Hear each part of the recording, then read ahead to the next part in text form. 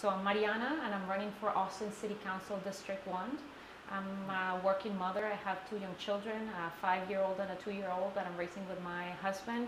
And as parents, we've had challenges raising our children in District 1. They're under-resourced schools, the parks have limited programming, and things are getting really unaffordable.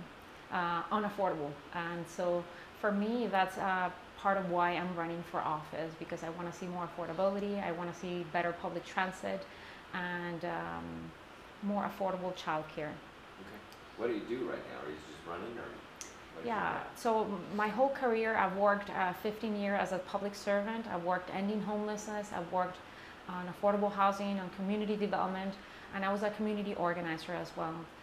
But as of 2 months ago, I am a full-time person running for office, because it takes quite a bit of time to run for office, yeah. It does, yeah. Yeah. So talk about, I mean, you kind of answered my next question in your first question, but why do you want to run? What are the issues that your district is facing that you're like, I got to get in this game, I got to get in the council? Yeah.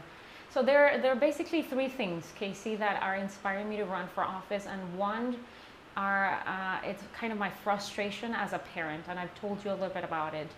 We recently have to move further out of the city because we couldn't afford to live in the city, in a place where they would have good schools. And so for us in East Austin, East Austin has faced so many challenges, historical challenges, segregation, redlining, and to this day we all feel it. And so for me, I'm running because I have an urgent sense to make things work for my family and for all the families that are currently in East Austin.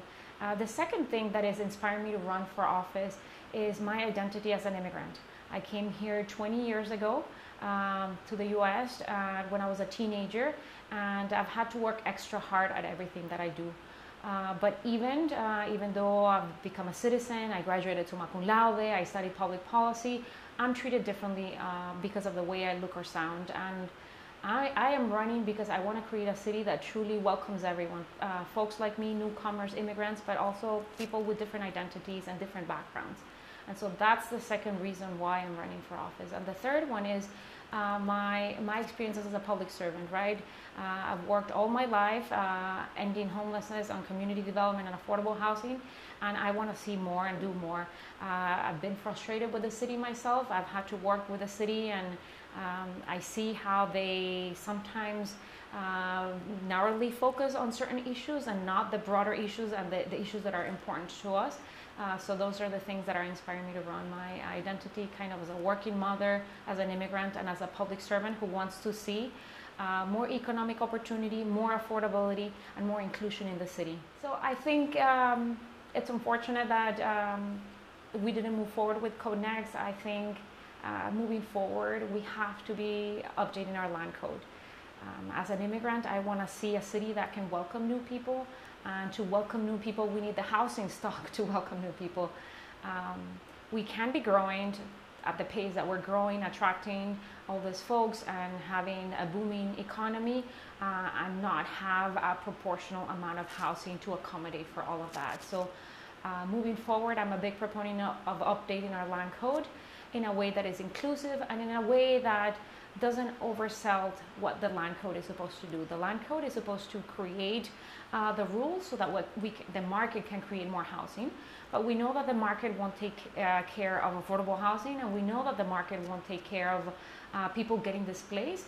So I think we need to be doing the land code perhaps in phases, while also implementing a comprehensive plan to address economic displacement and to address affordable housing. I think the affordable housing bond is a step in the right direction in terms of doing something for affordable housing. I think we need to be way more intentional to not economically displace folks, and I'm excited for solutions that have come out recently from a gentrification study where they look at buying land before a neighborhood gets totally gentrified, so that the prices stabilize.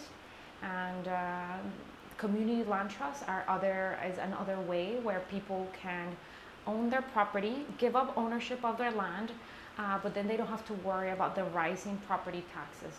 So there are many tools that we could be more aggressively implementing to make sure that people can stay in their homes. And as a council member, I'll be advocating and making sure that we do implement those policies.